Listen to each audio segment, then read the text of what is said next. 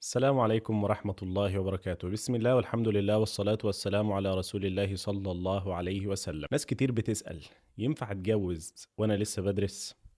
وعشان اجاوب على السؤال ده حابب اقول لك الاول ان الفيديو ده احتمال يطول شوية، فخليك معايا وخليك صبور معايا. الزواج مع الدراسة بين مؤيد ومعارض. ناس بتقول لك الزواج مع الدراسة كويس وحاجة حلوة، وفي ناس بتقول لك الزواج بيشغل عن الدراسة. تعال انا اقول لك الفريقين، ده بيقول ليه كده وده بيقول ليه كده، وانا رأيي الشخصي في الاخر هقوله. هو مش فرض، بس ايه رأيي الشخصي وتجربتي اللي انا عملتها. الناس اللي بترفض الزواج مع الدراسة ده بيقول لك ان الزواج بيعطله عن الدراسة. هو محق، بس مش الزواج اللي بيعطل، ترتيبات الزواج هي اللي بتعطل. الزواج نفسه مش هيعطل خالص. ليه الزواج مش هيعطل؟ لان انت كشاب او انت كبنت لما تتزوج في جزء كبير من تفكيرك بيتشال. مفيش ولد ومفيش بنت مفكرش في موضوع الزواج، فانت خلاص الحاجة اللي انت بتفكر فيها خدتها، فبالتالي مش هتفكر. ده بالنسبة للناس اللي بتقولك الزواج هيعطلني عن الدراسة. الزواج مش هو اللي بيعطل، ترتيبات الزواج هي اللي بتعطل. بالنسبة للناس اللي بتقولك الزواج كويس مع الدراسة، فده بيقولك كده ليه؟ لأن الزواج زي ما قلت لك قبل كده، انت الوقت بتفكر في حاجة، فخلاص الحاجة اللي انت بتفكر فيها دي خدتها، فخلاص جزء من تفكيرك اتشال. ده بالنسبة للي بيقولك ايه الزواج كويس مع الدراسة. تجربتي انا بقى ايه؟ انا واحد متجوز وكنت بدرس، بس اتجوزت في اخر سنة في الكلية. طيب، من وجهة نظري أنا أو من تجربتي أنا شايف إيه؟ شايف إن الجواز مع الدراسة هيترتب عليه كام حاجة. أولا، لو أنت إنسان منضبط في حياتك اتجوز وأنت بتدرس. أنت إنسان بتعرف تتحمل مسؤولية اتجوز وأنت بتدرس. بتشتغل وبتصرف على نفسك وهتكون إنسان مسؤول اتجوز وأنت بتدرس. لو ما بتشتغلش وبتاخد بقى فلوس من والدك ومش معتمد على نفسك ولا بتشيل مسؤولية ولا أي حاجة، فما تتجوزش أحسن. ليه يا عم؟ ده القرآن بيقول إن الإنسان يتجوز والسنة بتقول إن أنت تتجوز. ما هو الزواج أحيانا بيكون حرام على بعض الناس.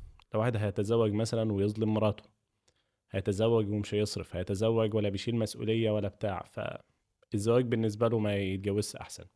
طيب، الزواج في القرآن وفي السنة آيات كتير بترغب في الزواج. ربنا سبحانه وتعالى قال: وأنكحوا الأيام منكم والصالحين من عبادكم وإمائكم إن يكونوا فقراء يغنيهم الله من فضله والله واسع عليم. ليه أنا قلت الآية دي؟ لأن في ناس بتقول لك أنا مش معايا فلوس أتجوز، أو أنا مش بشتغل شغلانة بتجيب فلوس كتير عشان أتجوز. مش لازم عشان تتجوز تكون بتقبض 10 و15 و20 و30 ألف.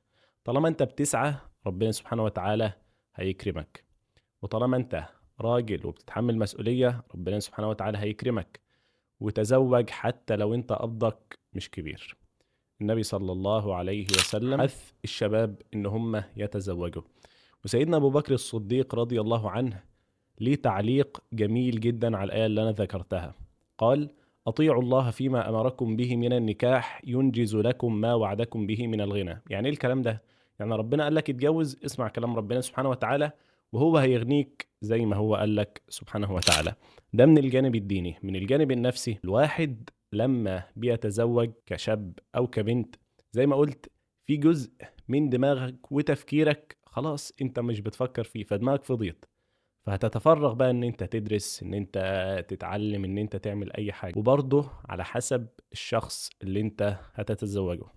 انت مثلا كشاب تزوجت بنت برضه بتحب المذاكرة، ان شاء الله انتوا الاتنين هتعينوا بعض. حاول تختار حد شبهك، ما تختارش بقى حد مش شبهك، حد تفكيره غير تفكيرك. انت مثلا ملتزم وكويس، ما تاخدش بقى بنت مثلا بتلبس بنطلون بتلبس مش عارف ايه.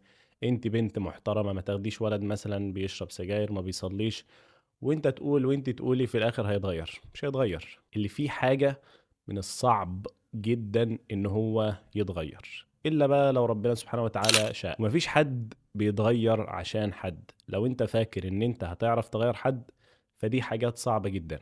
فانت حاول تاخد حد يكون زي ما بيقولوا كده ايه، حد جاهز. وحد جاهز يكون دينيا حتى يكون كويس. حاول تاخد حد اعلى منك في الدين، الكلام برضو ليكي، حاولي تاخدي حد اعلى منك في الدين، عشان انت لو وقعتي هيشدك، وانت لو وقعت هيشدك. تبقوش انتوا الاتنين على الله ويلا ايه بقى احنا هنشوف كده ونجرب مع بعض. طيب بالنسبة لتجربتي، انا تزوجت وانا في اخر سنة في الجامعة. بالنسبة لي الزواج كان عامل ايه؟ بالنسبة لي الحمد لله الزواج كان كويس بفضل الله. ومع الشغل انا كنت بشتغل وانا بدرس، ومع الزواج فالحمد لله ربنا اكرمني وعرفت اوازن بين الثلاث حاجات دول: الزواج والشغل والدراسة. مش هقول لك ان انا كنت احسن حاجة، بس على الاقل كنت كل في حاجة، يعني على الاقل كل حاجة كنت فيها كويس بفضل الله. الموضوع مجهد جدا ومتعب جدا، بس هتحس بكمية راحة بعد كده يعني، وبالذات بقى لو ربنا أكرمك بحد كده، حد صاحب خلق ودين، حد كويس بتعرف تتفاهم معاه. فنصيحتي لو انت عاوز تتجوز وانت بتدرس اتجوز، لو انت شخص مسؤول اتجوز، لو انت حتى بتشتغل مش لازم تكون بتقبض القبض اللي مش عارف 4 أرقام و5 أرقام والحاجات دي، اتجوز. اما لو انت شايف ان انت شخص مش مسؤول فما تتجوز، نصيحة لله، غير لما تنضج كده وتكون ايه حاجة كويسة. ولو بقى الوالد عاوز يفرح بيك ويجوزك وانت ما بتشتغلش وهو يصرف عليك، بلاش احسن يعني، لان اللي بيتعود على حاجة صعب ان هو يغيرها. بمعنى انا تلاقيت ابويا او امي: لا اتجوز وانا هصرف عليك، هيصرف سنة سنتين فخلاص، انا كواحد مسؤول جسمي خد على الراحة. من الصعب بعد كده ان انا اشتغل، من الصعب بعد كده ان انا اكون شخص مسؤول، لان انا تلاقيت خلاص اللي بيصرف عليا. كان وجهة نظري من ناحية الزواج مع الدراسة. في حاجة كمان حابب أقولها: خليك إنسان مسؤول، خليك راجل، خليك قد المسؤولية اللي ربنا سبحانه وتعالى هيحطك فيها، سواء اتجوزت أو ما اتجوزتش، سواء خدت الخطوة أو ما خدتش. نصيحة لله: خلاص عقدت النية ان انت تتزوج، وانت كمان نفس الكلام، حاول تربي بكل ما اوتيت من قوة. ربنا سبحانه وتعالى اكرمك واتجوزت وفي طفل ولا في طفلة جاية في السكة، حاول ان انت تربي قدر المستطاع، لان انت شايف الزمن اللي احنا فيه والجيل اللي احنا فيه الا من رحم ربي. فالموضوع يعني ايه مش ناقص. فده كان بخصوص موضوع الزواج مع الدراسة. معلش الفيديو طول والفيديو مش مترتب له، فمش هتلاقي كل حاجة ماشية بتسلسل مع الحاجة اللي بعديها. بس انا حاولت الم الموضوع على قد ما اقدر. لو شايف ان انا نسيت حاجة اكتبها لي في التعليقات. لو شايف ان في حاجة غلط برضو اتقالت ولا حاجة، فكل يؤخذ منه ويرد الا النبي صلى الله عليه وسلم. ما تنساش الاعجاب والتعليق والاشتراك والمشاركة عشان الكل يستفيد، وما تنسانيش من دعوة صالحة. انا عبد الرحمن شريف، السلام عليكم ورحمة الله وبركاته.